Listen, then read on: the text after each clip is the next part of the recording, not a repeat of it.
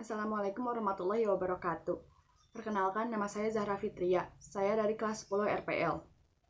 Penjajahan bangsa Barat di Indonesia. Kedatangan bangsa Barat ke Indonesia. Bangsa Barat datang ke Indonesia dilatar belakangi oleh 3 hal, yaitu daya tarik Indonesia, 3G, dan revolusi industri. Daya tarik Indonesia, yaitu Indonesia mempunyai rempah-rempah yang berlimpah. Dengan adanya rempah-rempah yang berlimpah, mereka bisa menjualnya kembali di negaranya masing-masing dengan harga yang lebih mahal atau tinggi. Lalu, motivasi 3G atau semboyan 3G, Gold, Glory, dan Gospel. Gold dalam bahasa Inggris berarti emas dan melambangkan kekayaan. Glory berarti kejayaan. Mereka melakukan ekspedisi mendatangi Indonesia dan negara-negara lain yakni untuk mencari kejayaan.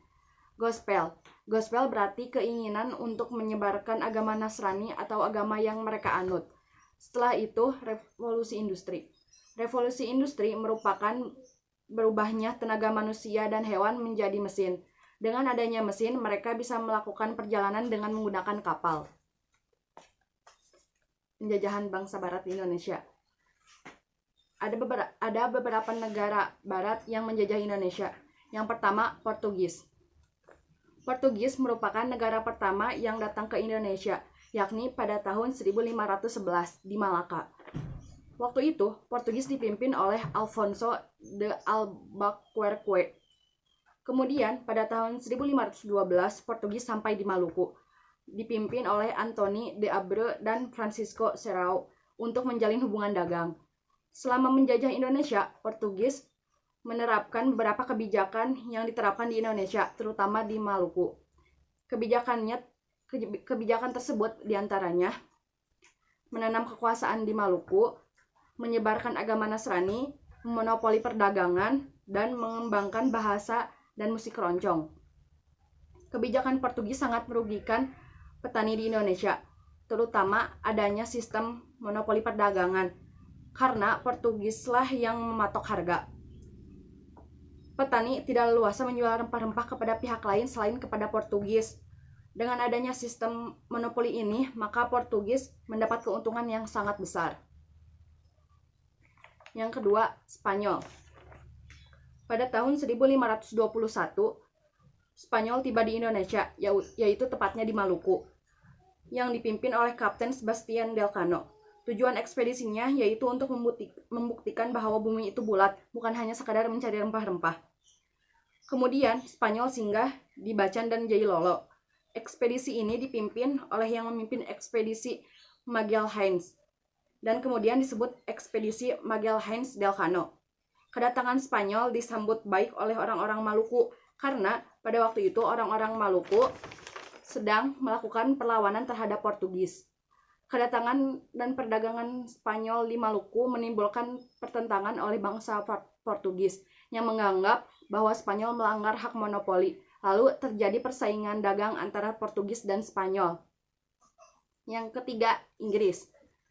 Inggris datang ke Indonesia, yaitu tepatnya di Ternate Tidore pada tahun 1579 yang dipimpin oleh Thomas Cavendish. Inggris membuat dan memberi nama sekutu perdagangannya EIC, East Indian Company, yang berpusat di India, dan kantor yang ada di Indonesia berada di Ambon, Yogyakarta, Banjarmasin, Makassar, Jepara, dan Aceh. Mulai tahun 1811, Indonesia berada di bawah kekuasaan Inggris. Inggris menunjuk Thomas Stanford Raffles sebagai tentara Letnan Gubernur Jenderal di Indonesia.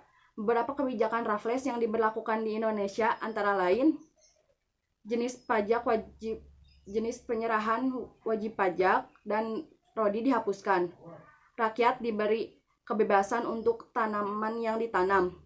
Tanah merupakan milik pemerintah dan petani dianggap sebagai penggarap tanah tersebut. Lalu bupati diangkat sebagai pegawai pemerintah.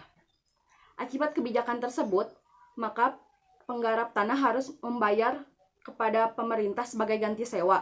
Sistem tersebut disebut lenandren atau sewa tanah. Ketentuannya antara lain, petani harus menyewa tanah meski dia adalah pemilik tanah tersebut. harga sewa tanah tergantung pada kondisi tanahnya. Dan pembayaran sewa tanah dilakukan dengan uang tunai. Yang keempat, Belanda. Belanda datang pertama kali di Banten pada tahun 1596 yang dipimpin oleh Cornelis de Houtman.